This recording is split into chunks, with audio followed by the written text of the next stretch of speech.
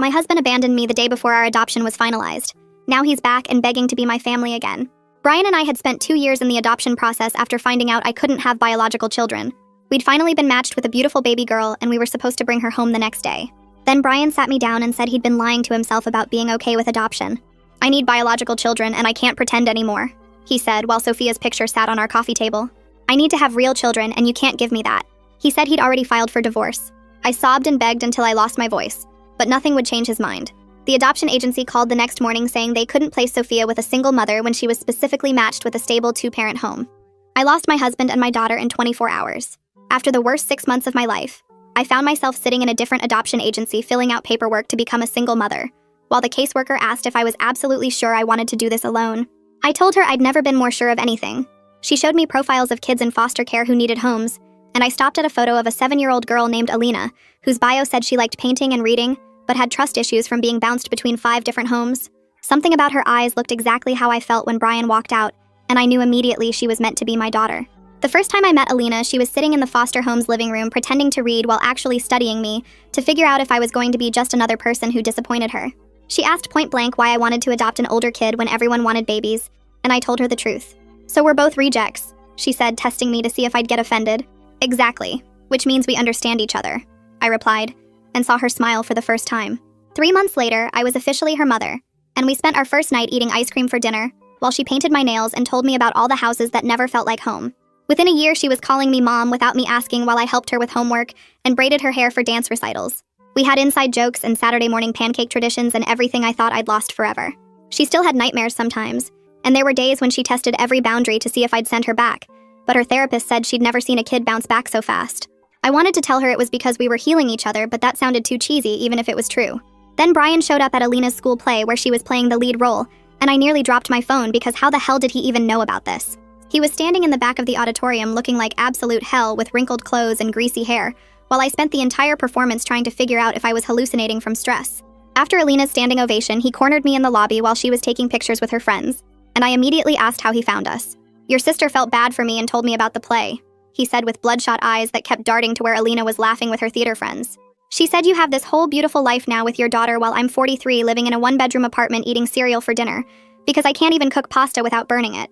The whiskey on his breath at 2 in the afternoon made me step back, but he kept talking about how he'd tried dating. But every woman ran when he told them he abandoned his wife during an adoption. The ones who stayed only wanted my money, which is mostly gone now from spending everything on fertility treatments with my ex-girlfriend who dumped me when they didn't work, he said, laughing bitterly. "I made the biggest mistake of my life leaving you. I'm so alone that I talk to Uber drivers just to hear another human voice, and I realize now that I had everything and threw it away for some fantasy that doesn't exist." Alina appeared beside me still in her costume and immediately stepped between us with protective fury in her eyes. "Mom, is this creep bothering you?" she asked loud enough for the security guard to start walking over. Brian's face crumbled when he heard her call me mom, and he started sobbing right there in the middle of the lobby. "That should have been our daughter calling you mom, but I ruined everything because I'm a pathetic coward who couldn't handle not having biological children." I told him he was right about being pathetic but wrong about Alina, because she was always meant to be mine, and we found each other without him. "Please, I'll do anything to fix this," he begged, getting on his actual knees while everyone filmed with their phones. The security guard reached for Brian's shoulder, but he grabbed my ankle desperately and said the words that made my blood run cold. "I've been watching you both for months, and I know your routines, and I'm not going away until you let me be part of this family because I have nothing left to lose." The security guard yanked Brian's hand off my ankle and pulled him to his feet, while 2 other parents stepped between us, creating a human shield. My hands shook as I grabbed Alina's arm and we pushed through the crowd toward the exit doors. Brian was yelling something behind us, but I couldn't hear it over the blood pounding in my ears. Parents were pulling their kids away from the scene, and several had their phones out recording everything. My legs felt like jelly, and I had to lean against the wall for a second before we made it outside. The parking lot was bright with afternoon sun, and I fumbled with my keys trying to unlock the car. Alina climbed into the back seat without saying anything, and I locked the doors immediately. I pulled out my phone and dialed 911 while pacing next to the car. The dispatcher answered on the second ring, and I tried to explain what happened, but my words came out jumbled. She told me to slow down and take a breath. I explained that my ex-husband had been stalking us and just grabbed me at my daughter's school. She said officers were already on their way because 3 other parents had called about the incident. I could see Brian through the glass doors still arguing with the security guard who had him backed against the wall. More parents were leaving with their kids and giving us worried looks as they passed. Within 10 minutes, 2 police cars pulled into the parking lot and officers went straight inside. Another car arrived and a man in a dark suit got out carrying a notebook. He walked over to me and introduced himself as Detective Joshua Guthrie. He asked if I was okay and if Alina needed medical attention. I I shook my head and explained what happened from the beginning. He wrote everything down and asked specific questions about Brian's exact words and actions. Another officer was inside talking to parents who saw everything. Detective Guthrie explained that what Brian did was assault, and his admission about watching us for months was criminal stalking. He said they had enough witnesses and video evidence to arrest Brian immediately. I watched through the car window as they brought Brian out in handcuffs and put him in the police car. His face was red and he kept trying to look at us, but the officer pushed his head down. Detective Guthrie gave me his card and said he'd need a full statement at the station, but we could go home first. He recommended I contact a family law attorney immediately about getting a restraining order. The drive home took forever because I kept checking the mirrors to make sure no one was following us. Alina stayed quiet in the back seat playing with the hem of her costume. When we got to our apartment, I checked every room even though I knew Brian was in custody. That night, after Alina finally fell asleep, I went online and ordered a doorbell camera with overnight shipping. I installed the app on my phone and set up motion alerts. Then I went through the apartment checking every window lock and putting chairs under the doorknobs. Every car that drove by made me jump and check the window. I couldn't sit still and kept walking from room to room making sure everything was secure. Around midnight, I finally tried to sleep but kept getting up to check on Alina and look out the windows. The next morning, I called the number Detective Guthrie had given me for Sienna Webster. Her assistant said she could see me that afternoon for an emergency consultation. I dropped Alina at the school and explained to the office staff what happened. They said they'd keep her inside during recess and make sure no one picked her up except me. At the attorney's office, Sienna listened to my story and looked at the police report Detective Guthrie had already sent over. She said we needed to file for an immediate restraining order based on Brian's threats and the physical assault. She explained the process would take a few weeks, but we could get a temporary order within days. She helped me write out a declaration describing everything that happened, including Brian's admission about stalking us. That evening, I sat down with Alina at the kitchen table. I explained that Brian was someone from my past who was confused, and that the police were making sure he stayed away from us. She listened without interrupting, then asked if we needed to pack go-bags like she used to in foster care. My heart broke hearing her say that, but I told her we were safe in our home. She nodded, but I could see she didn't fully believe me. The next day, River Kavanaugh called me personally. He said he'd heard about the incident and wanted to discuss new safety measures at the school. They were implementing a pickup password that only I would know, and Alina would wait in the office until I arrived. He assured me Brian's photo had been distributed to all staff and security, with strict orders not to let him on the school property. He said they took these situations very seriously and would do everything to keep Alina safe. After I hung up, I finally called my sister. She answered on the first ring, already crying and apologizing. I cut her off and told her that her feeling sorry for Brian could have gotten us hurt, or worse. She tried to explain that he seemed so sad and lost, but I didn't want to hear it. I told her she'd violated my trust by giving him information about our lives, and I couldn't forgive that right now. She sobbed harder, but I hung up. 2 days later, Anastasia Schaefer called and said she had an opening for an emergency session. Alina and I went together, and she had Alina draw while we talked. Alina drew pictures of our apartment with thick black walls all around it. Then she drew us inside with more walls between us and the door. Anastasia explained that Alina was processing the trauma and trying to create safety in her drawings. She helped me understand how to support Alina without letting my own fear make things worse. She said kids pick up on adult anxiety, and I needed to project calm even when I didn't feel it. The next week, Sienna called and said it was time to file the official restraining order paperwork. We went to her office and spent 3 hours going through every detail. She'd gotten the videos from parents who filmed the incident and made screenshots showing Brian on his knees grabbing my ankle. She included those with our filing along with my declaration and the police report. She said the evidence was strong and judges took stalking cases involving children very seriously. That night, I found Alina sitting on her bed with every single light in her room turned on, including the desk lamp and the nightlight she hadn't used in months. She was pretending to read but kept looking at the door every few seconds, and when I asked if she was okay, she just shrugged and said she wasn't tired. I sat next to her and rubbed her back while she finally admitted she was scared Brian would come to our apartment, even though I'd told her the police were handling everything. The next morning, she asked if she could stay home from the school, and I could see her testing me to figure out if I'd actually keep her safe, or if I'd make her go anyway like other adults probably had before. I let her stay home that day, and we watched movies on the couch while she kept her backpack next to her the whole time, like she was ready to run if she needed to. I explained that we couldn't let fear control our lives, and tomorrow she'd need to go back to the school, but today was okay for a mental health day. She nodded and curled up against me, but I noticed she kept checking that the door was locked every time she went to the bathroom. 3 days later, I got to work and found red roses tucked under my windshield wiper with no note, but I recognized Brian's handwriting on the small envelope immediately. My hands shook as I took pictures of everything from different angles before carefully putting the flowers in a plastic bag I had in my car. I called Detective Guthrie right away, and he said to bring everything to the station so they could document it as evidence of continued contact after being told to stay away.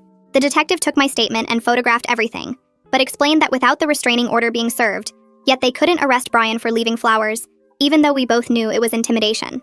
2 days after that, Sienna called saying the judge had reviewed our filing and granted a temporary restraining order that would be in effect immediately. She said we had a hearing date in 3 weeks for the permanent order, and I needed to be prepared to testify about everything that had happened. I felt relief washing over me, but she warned that the order was just paper until Brian actually got served with it and knew he was legally required to stay away. That same afternoon, my phone buzzed with texts from my sister saying how sorry she was and how guilty she felt about telling Brian where we were. She went on and on about her own feelings and how bad she felt, but never once asked if we were okay or acknowledged the actual danger she'd put us in. I didn't respond, but took screenshots of everything, including the part where she admitted she'd given Brian our location and information about the school play. Later that evening, I was scrolling through social media when I noticed several new follow requests from accounts with no profile pictures and weird usernames. When I clicked on them, I saw they'd all been created within the last week, and the only activity was liking old photos of Alina and me from months ago.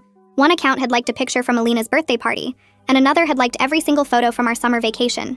I documented everything with screenshots before making all my accounts private and blocking every suspicious profile, but I knew Brian would just make more fake accounts.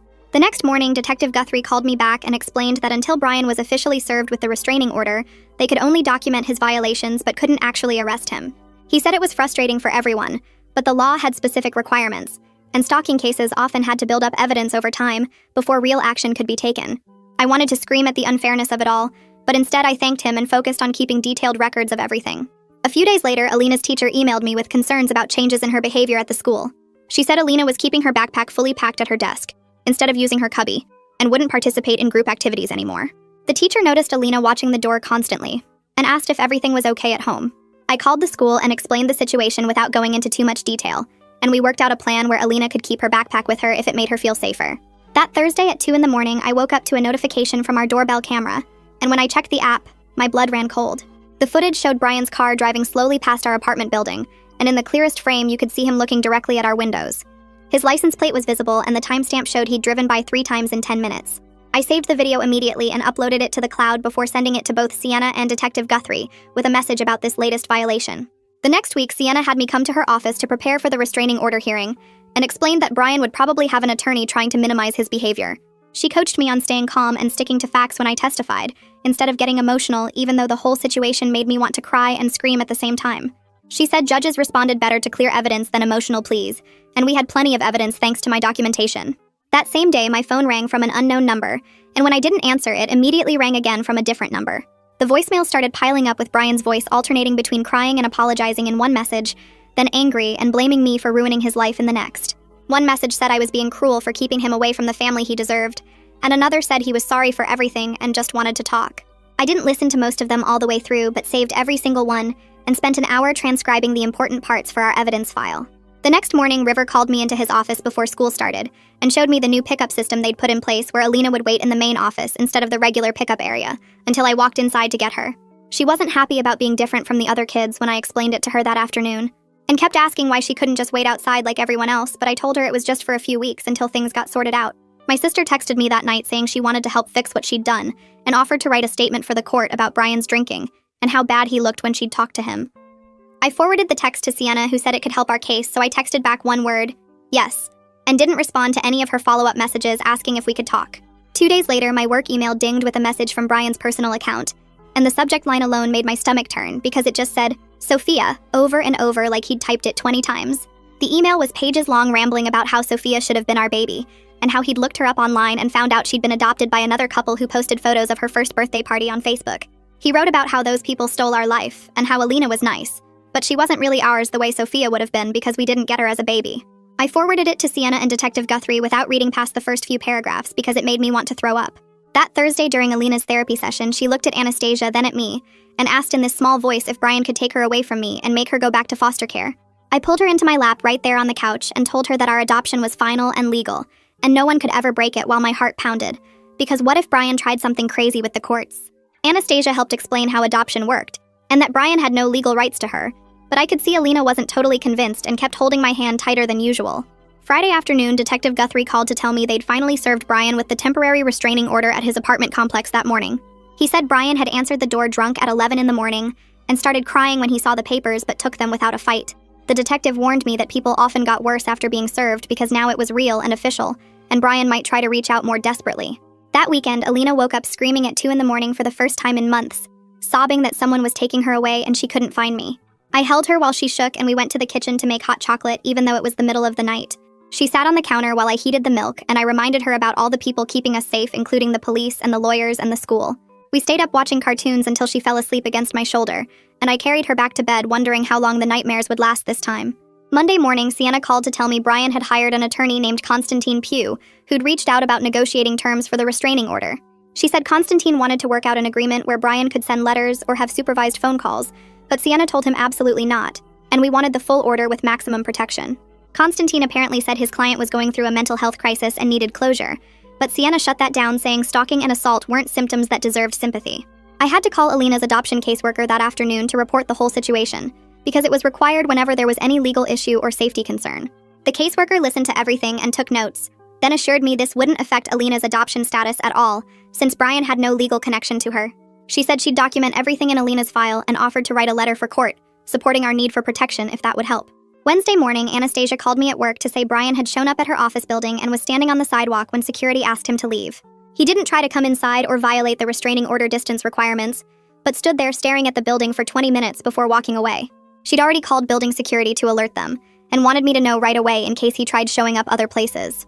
That afternoon, my phone started buzzing with texts and emails from parents who'd been at the school play, offering to write witness statements about what they'd seen. One mom sent me the video she'd taken where you could clearly see Brian on his knees grabbing my ankle, while Alina stood between us looking ready to fight.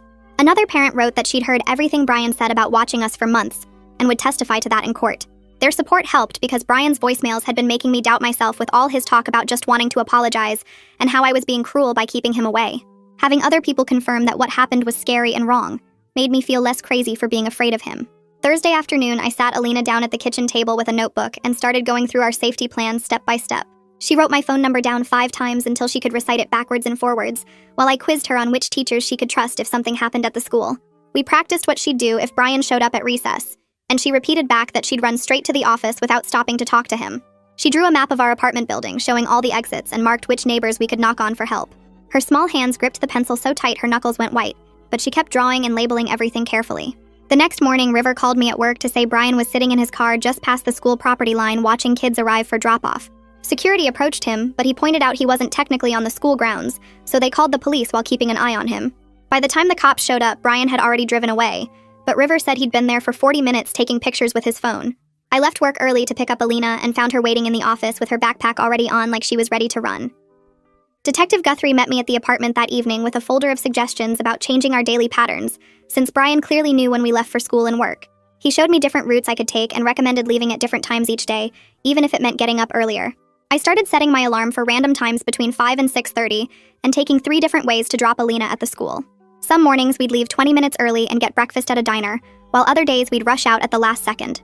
The constant changes wore me out, but every time I thought about stopping, I remembered Brian sitting outside the school with his camera. My sister sent a check for $5,000 with a note saying it was for whatever security stuff we needed, and that she was sorry for everything. I deposited it without calling her, and spent it on new deadbolts for every door plus motion sensor lights for the hallway, and a better camera system that recorded to the cloud. The locksmith installed everything in one afternoon while Alina watched him work, and asked questions about how the locks couldn't be picked. Her teacher started letting her come in through the staff parking lot door in the mornings, so she didn't have to walk through the main entrance where parents gathered. The janitor would unlock it specially for us, and walk her to class while I watched from my car to make sure she got inside safely. Other kids asked why she got special treatment, but Alina just shrugged and said it was grown-up stuff they didn't need to worry about. Saturday night, I was watching a movie on my laptop when the screen suddenly changed to show Brian's face as the profile picture on my streaming account. The profile name had been changed to, "I'm so sorry, please forgive me." And when I checked the other profiles, they all had messages like, "I miss you," and "We belong together," as the names. My hands shook as I changed every password on every account I had, and turned on 2-factor authentication for everything, even though it meant getting texts constantly. I spent the whole night going through my email to find any account I might have forgotten about, and changing those passwords too. 3 weeks later, Sienna called to say our restraining order hearing was scheduled for the following Tuesday at 9 in the morning. She came to my apartment Sunday afternoon with a binder full of evidence, and we spent 4 hours going through everything I'd need to say in court.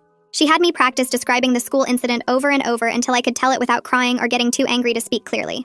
Tuesday morning, I put on my most professional outfit and drove to the courthouse with my stomach churning, so bad I thought I might throw up. The courtroom was smaller than I expected, with wood paneling and uncomfortable benches that made my back hurt within minutes. Brian sat at a table with Constantine looking like he'd lost 20 pounds since the school play, and his suit hung loose on his shoulders. When the judge called me to testify, I walked to the witness stand on legs that felt like jelly, and raised my right hand to swear I'd tell the truth. Sienna stood at her table and guided me through questions about every single thing Brian had done, from showing up at the play to hacking my accounts. My voice cracked when I described him grabbing my ankle, but I kept going through the list of violations and threats. The The judge took notes while I talked and sometimes asked me to repeat dates or clarify details about specific incidents. After an hour of testimony, my throat was dry and my hands were cramped from gripping the edge of the witness box so hard. My sister took the stand next, and I could see her hands shaking as she described Brian showing up drunk at her apartment begging for information about us. She told the judge about his drinking getting worse and how he'd talk for hours about getting our family back no matter what it took. Her voice got stronger as she testified about feeling guilty for telling him about the play and seeing how that one mistake had put us in danger. Constantine stood up for his turn and tried to make Brian sound like a sad man who just wanted to apologize for past mistakes. He talked about Brian's depression and loneliness, but the judge cut him off to point out that mental health problems didn't excuse stalking and assault. Constantine tried again, saying Brian never meant any real harm, but the judge pulled up the photos of Brian's hand wrapped around my ankle at the school. The evidence was right there in full color, showing Brian on his knees grabbing me while my daughter stood between us looking terrified. The judge looked at Brian and asked if he had anything to say, but Brian just stared at the table and shook his head. After 20 minutes of reviewing everything, the judge granted a 3-year restraining order with strict provisions that Brian had to stay 500 feet away from our home, my work, and Alina's school. He also ordered Brian to complete alcohol counseling within 60 days and to surrender any firearms to the police within 48 hours. The bailiff opened the heavy wooden door and I walked out into the hallway clutching the restraining order papers. So tight they crinkled in my hands while Sienna packed her briefcase and told me this was a solid win that would keep us safe for 3 years. My legs felt wobbly walking down the courthouse steps, but the fresh air hit my face and for the first time in weeks I could breathe without that tight feeling in my chest. Alina was waiting at her after-school program, and when I picked her up I showed her the official court stamp on the papers and explained that Brian had to stay away, or the police would arrest him immediately. That night, we ordered 2 large pizzas with extra cheese and put on her favorite movie about the girl who saves her village, while we built a blanket fort in the living room and ate straight from the boxes. She fell asleep halfway through the movie with her head on my shoulder and pizza sauce on her pajamas, and I carried her to bed feeling like maybe we could finally have normal nights again, without checking the locks every 5 minutes. 3 days later, I was washing dishes when movement outside caught my eye, and there was Brian's car creeping down our street at maybe 5 miles per hour, with him staring right at our apartment windows. I grabbed my phone and recorded through the kitchen window, getting clear footage of his license plate and his face turned toward our building while he drove past twice more before finally leaving. The timestamp on the video showed 7:43 p.m., and I immediately called 911 to report the violation, while pulling up the other camera footage from our doorbell that showed the same car passing by from a different angle. The dispatcher said units were already looking for Brian because of the restraining order in the system. And within 2 hours, Detective Guthrie called to say they'd arrested him at his apartment where he was drunk and crying about just wanting to see if we were okay. Brian spent that night in jail, and Guthrie explained that violating a restraining order was automatic arrest, with no warnings or second chances, and the judge would probably add jail time for breaking the order so fast. That weekend, Alina and I went to the park for the first time without me constantly scanning the parking lot, and she actually played on the swings while I sat on a bench reading a book instead of watching every person who walked by. We got ice cream from the truck and fed ducks at the pond, and nobody followed us home or left weird messages or made me feel like I needed to look over my shoulder every 30 seconds. Monday morning, Sienna called to explain that Brian's violation actually helped our case because it proved he couldn't follow court orders, and the prosecutor was pushing for the maximum sentence of 6 months plus mandatory counseling and alcohol treatment. She said the judge was not happy that Brian violated the order within 72 hours and would probably give him real jail time to protect us and teach him that restraining orders had teeth.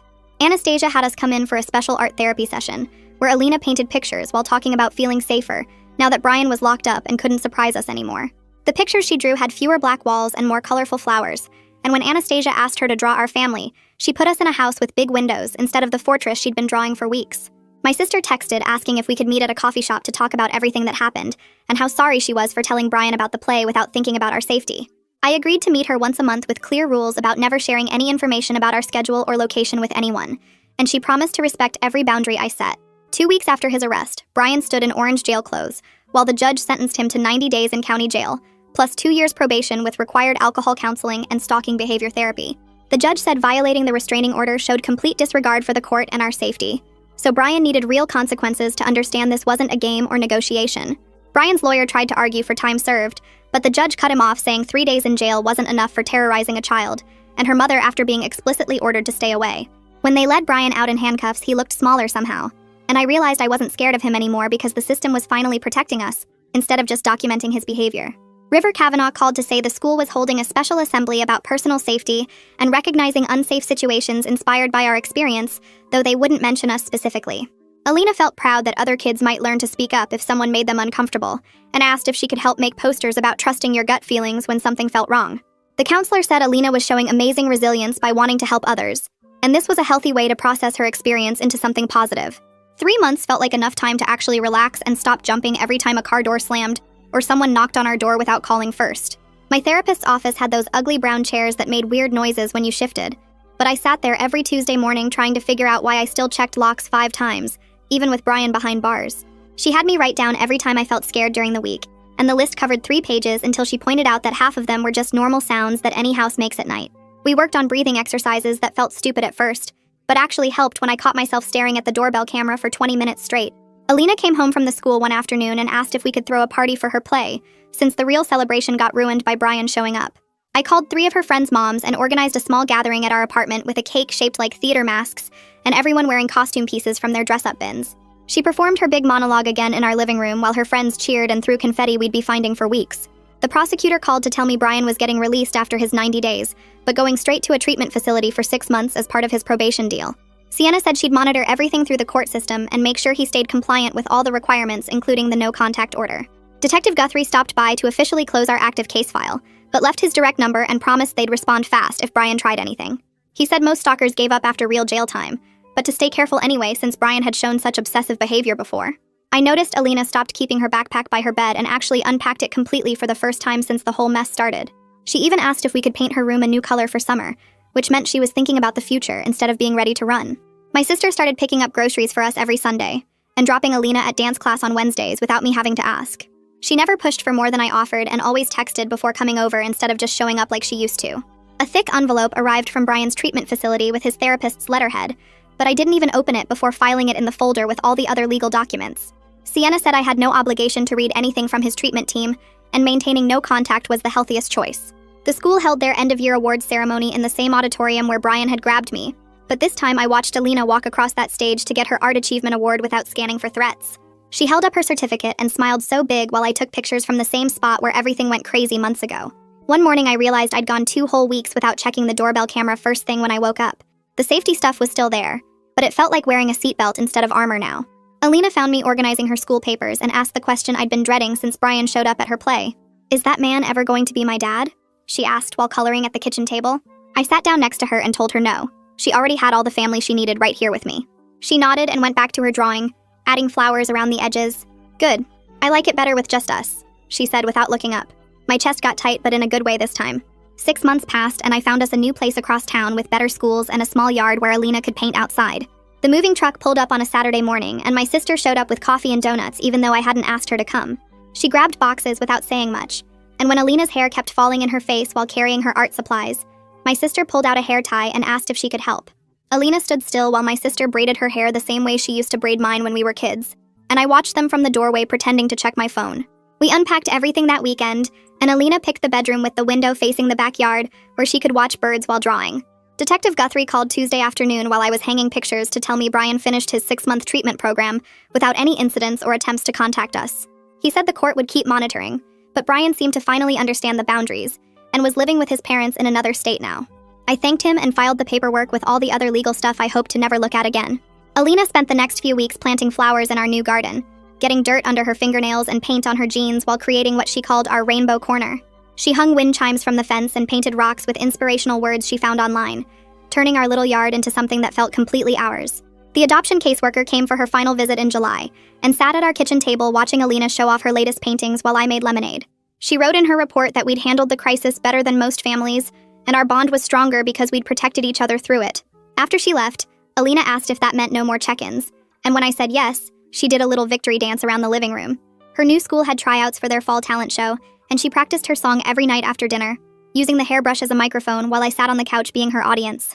The night of the show, I sat in the 3rd row watching her walk onto that stage with total confidence, no fear in her eyes, just pure excitement about performing. She hit every note, and when she took her bow, I clapped so hard my hands hurt and didn't once look over my shoulder or check the exits. A whole year went by, and suddenly we were arguing about whether she had to eat vegetables before dessert, and why homework had to come before TV time. Brian's name stopped coming up in therapy, and then we stopped needing therapy at all because our problems were normal kid stuff now. Saturday mornings became our sacred time again, with Alina learning to flip pancakes without dropping them while telling me about her week at the school. She'd gotten taller and her hair was longer, and she'd stopped keeping that backpack by her bed months ago. This particular Saturday, she was mixing chocolate chips into the batter, even though I said plain was healthier, and she looked at me with those eyes that weren't scared anymore. "Mom, can Sarah come over after dance class today?" she asked while pouring too much syrup on her stack, and I said yes because that's what normal families do. They have friends over and make messes and live their lives without looking backward. That's how it unfolded for me. Now I want to know what you think. Drop a comment and let's talk about it.